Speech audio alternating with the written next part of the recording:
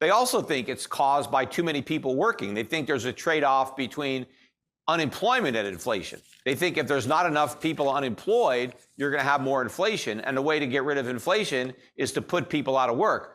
All of this is Keynesian nonsense. I want to come back to the financial crisis that you mentioned earlier in the interview. But first, another juicy tweet you made earlier in this in August last week. You said that there's no trade-off between inflation and economic growth.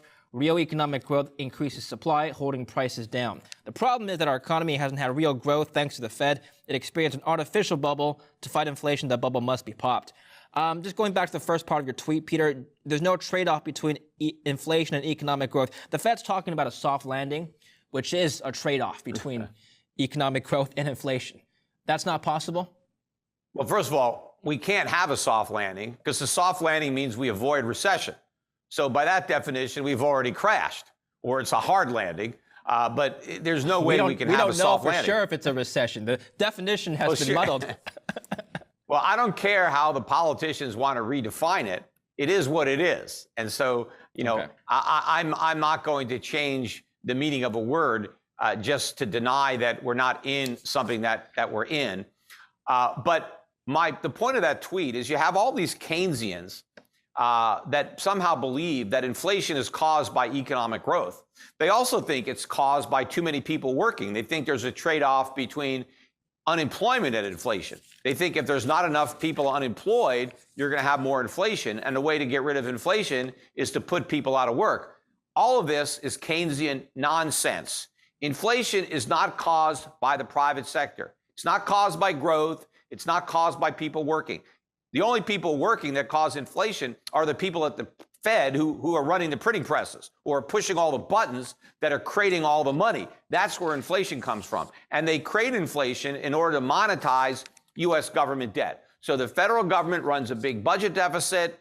The Federal Reserve prints up money to buy those bonds, and that inflation enters the economy. It's got nothing to do with growth or people working. As a matter of fact, in a real economy, the stronger the growth, the lower prices. Because what is economic growth? It means increased output. It means more goods and services are being produced. Well, if you increase the supply of something, then you decrease the price. So a productive economy that's producing more stuff means that the price of that stuff is lower. The same thing with people working. If more people are employed productively, their productive output is increasing the supply of goods and services, keeping the prices down. If you slow down real economic growth, if you force people out of work, you're going to have less supply. We're not going to make as much stuff. We're not going to be offering as many services. And so therefore, the prices of those goods and services, all else being equal, are going to go up. Peter, you're right. When the economy is doing well, more people are working and there's more supply, there's more output. But you got to remember also when this happens, when the economy is doing well, there might be also more aggregate demand, which could also push prices up, right? It's a counterbalance force, is it not? Well, wrong. No? You remember that supply creates demand. So if people are producing and putting goods and services into the economy, well, now they have the ability to share in that production. They've earned money helping to create stuff, and now they could spend that money to buy the stuff that they created. And so the demand that comes from real production doesn't cause prices to go up. The only kind of demand that causes prices to go up is when the government just prints money and gives it to people. And so that money is not a function of production. People didn't earn that money producing. They just were sent the money by the government. I mean, that's what happened during COVID to a huge degree. You had people who had jobs and were working to help make stuff. They went home. They weren't working at all. They weren't making anything. But now the government sent them money. They weren't earning money because they worked. They were being paid not to work. But the worst part about it was many people were paid 2 or 3 times not to work than what they earned when they were working.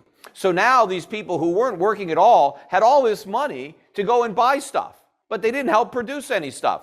That's what pushed up prices, because you had all this fake demand and no supply. You see, the proper monetary policy response to the pandemic, if everybody was going to stop working, the Fed should have shrunk the money supply, not expanded it. The U.S. government should have cut spending, not spent more. That would have balanced out supply and demand. But instead, we had the worst combination of monetary and fiscal policy probably in the history of the country. In the face of collapsing supply, we flooded the economy with phony demand. And so we're experiencing now, I think, just the beginning of those consequences. We've got a long way to go, which is why the idea that inflation has peaked is nonsense. One way that the government plans to fight inflation is with this new Inflation Reduction Act. Hasn't been passed yet, but the legislation is supposed to authorize $430 billion of spending, $300 billion of which is earmarked for fighting climate change. Another proposition they're making is a 15% minimum corporate tax. Is this going to help, Peter?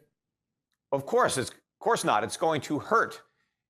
Historically, whenever they brand a piece of legislation, whatever the name is, the effect will be the opposite of that name.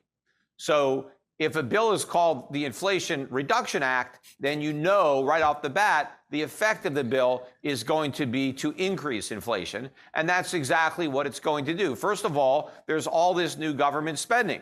That's more demand, artificial demand, coming into the economy. How is the government going to get all this money that it's going to spend? Because it's not going to get it from those tax hikes. It's ultimately going to get it from the Fed.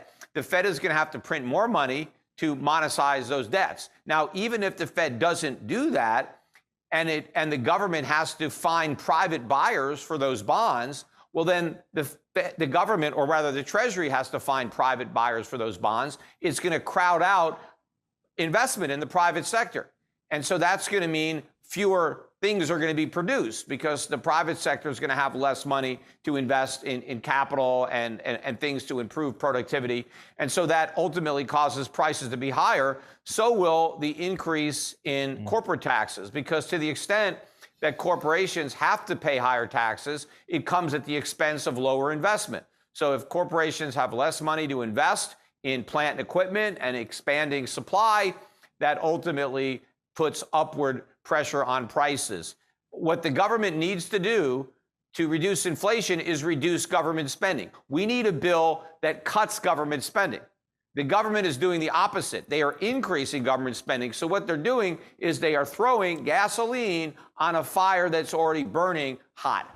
One thing that the bill aims to accomplish is allowing Medicare to negotiate prices with the pharma companies directly for certain prescription drugs. The idea is that for certain demographics, like seniors, for example, their medical bills could, in theory, go down. Now, medical bills in the U.S. are a rising component of disposable income. Potentially, this might help some people in fighting inflation domestically in their homes, I guess.